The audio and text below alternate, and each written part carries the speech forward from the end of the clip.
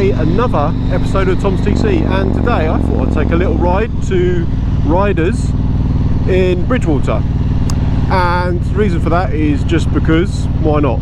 And also I wanted to talk to you a little bit about Ruroc, not my rock, the Ruroc helmet, my Atlas 2.0, the core version. And the reason is because I've owned it for over 2 years now. I just wanted to give you guys my thoughts on it.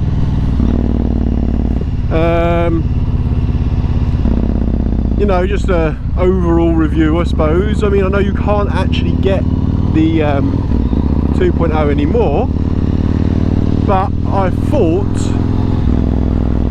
why not just give you what my thoughts on it are, and also chat to you about other stuff while I'm riding along. So yeah, I've had the this helmet now for over 2 years, and do you know what? It's okay. It's not amazing. It's worn out quickly. I think that's one way to put it. The lining is looking a bit rough around the edges, and the overall finish is scratched and stuff like that, but that's more to do with the way that I've handled it. So the actual finish of the shell, the paint and everything else, that finish is fine, but the gluing around some of the areas is a bit poor. You know, could be better. Like I said, the lining's a bit rough, bit bobbly, but hey. But I've been on long journeys with it. I don't really have the noise issues that other people have. Maybe I'm just deaf.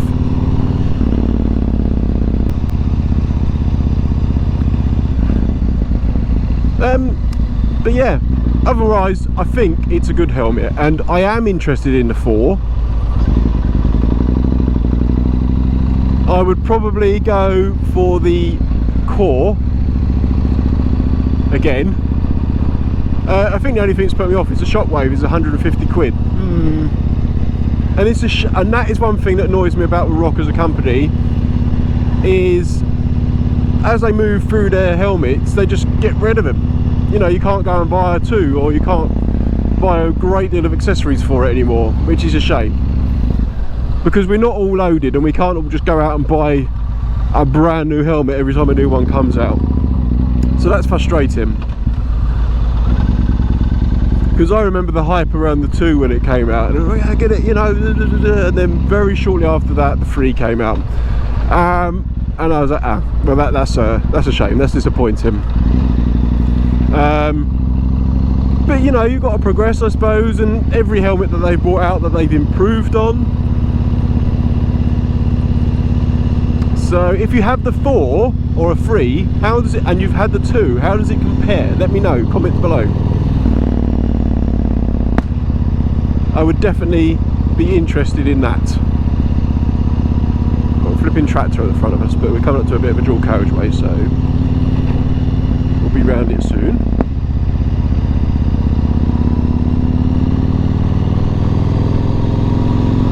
If he pulls over, yes he does.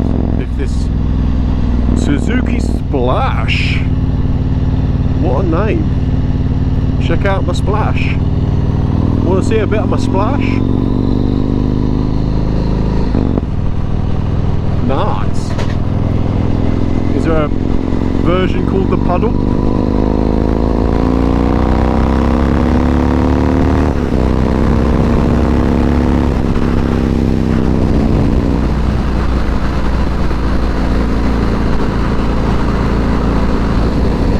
So for those of you that follow the channel, that's where we go off towards Langport, and you saw my Langport video the other day.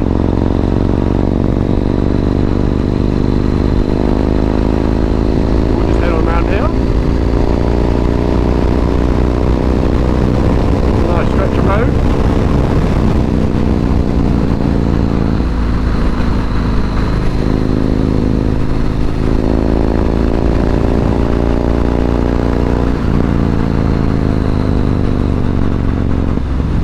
Now, rather oddly, my helmet has been really noisy today. Try and tell me something. Maybe. No, got my visor down properly. Up on that right hand side.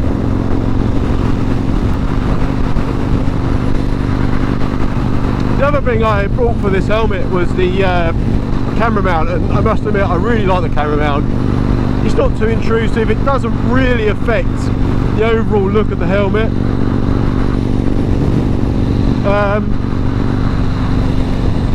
But it works really well with the GoPro and any other action camera actually. I could probably fit the 360 if I wanted to it, with a little bit of gadgetry. So yeah, that's a good thing. I mean, and there's lots of things that Ruroc do, like if people ask for them, they'll do it, and you cannot fault them for that. And I think that's the problem, where they've wanted to please everybody so much, that's why they bring out the helmet so fast.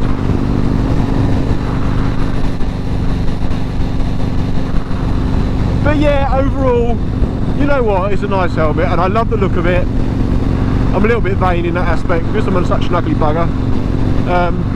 With the helmet on, basically I can look good on my bike, and that's quite important to me as well. Not massively important, not the be all and end all, just somewhat important. And the other reason I bought a Ruroc helmet was because it was different at the time. No one else I knew had them. Now they're bloody everywhere. Everywhere you look, it's a flipping Ruroc.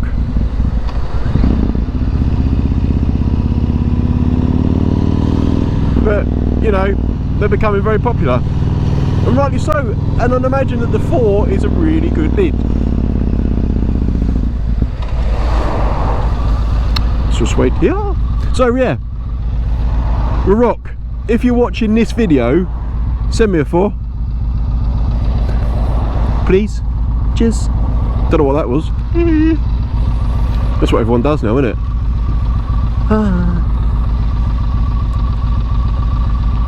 Just reminds me of Japanese kids.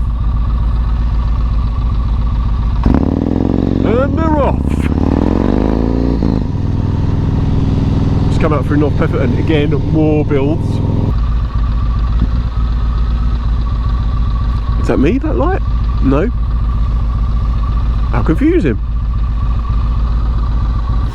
See, Bridgewater's famous for its carnival, or the North Pefferton is, I can't remember, Bridgewater, Taunton have a carnival, sort of about end of October time, but it's pretty poor.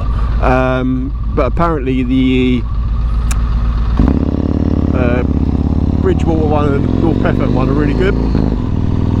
We have yet to come up and watch it. Something I would like to do with the kids, but finding somewhere to park.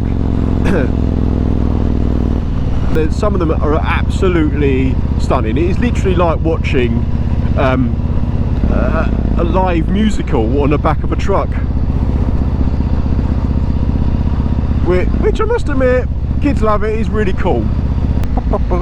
Yeah, so we're just coming up to, where are we coming up to? The outskirts, let's say the outskirts of Bridgewater now. Got about 7 minutes to go before we get there. We'll walk through when we're in riders, for those of you that are not in the area. Here we are, welcome to Bridgewater, home of the carnival. I hope you've, if you're a new subscriber, I hope you like my new recent videos. My rant about fuel is doing quite well for my videos, so I'm quite impressed with that. It's pretty cool. I don't know whether it's doing good for the wrong or the right reasons, but people are watching it, and I've had a few more subscribers, so hello, welcome. I've got some ideas about the channel that I want to do. It is just time. I want to vary it a bit rather than just all MT-01. It will happen in time. So I do appreciate those that stick around and watch my videos and comment. The few regular commenters, which is fantastic. Really appreciate you guys. Keep up the good work, because basically, like every other YouTuber says, I do this for a bit of a laugh really. I enjoy doing it, I enjoy editing the videos. And I enjoy the outcome, I enjoy the response. So yeah, and I enjoy learning new types. Every time I edit my videos I learn something new, and I can do it quicker and quicker each time. My computer lets me down, and my internet connection. So just turning right onto Broadway A38 apparently. So I think we're just going to be coming up to Riders in a minute, hopefully. Oh, also, one more other thing is, if you're interested, you don't have to. I have really put myself into my Teespring account. I'd rather not use Teespring, but unfortunately that's only seems the most logical way to get merchandise, or hey, get some merc out to people. So if you're interested, the links are below for my merchandise, so please check it out. You know, I've put the prices as down as far as I possibly can, so I'm literally making zero profit on the t-shirts. I just want to be nice to see people wearing my stuff.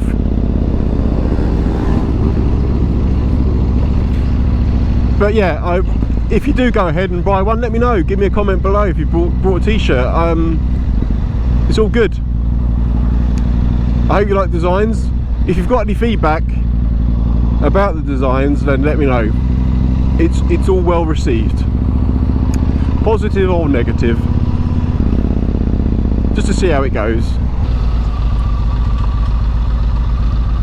The Drove. Turn left onto the Drove. It's like someone misspelt the drive. Ah yes, there it is.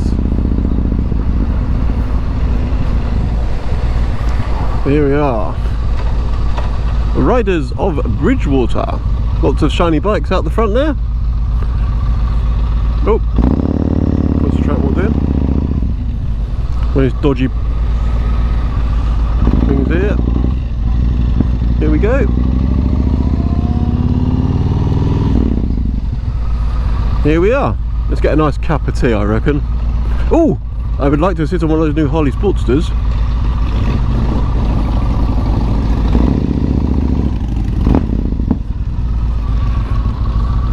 Alright, let's have a look around.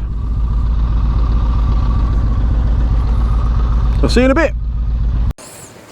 So this is inside Riders, a very nice dealership. And you've got the clothing section at the top there, and a nice selection of bikes, ranging from Ducati, BMW and Harley Davidson, as well as some used section over there. And you've even got Harley Davidson branded clothing here. So if you're in the area, it's worth checking out. Anyway, let's get a montage going.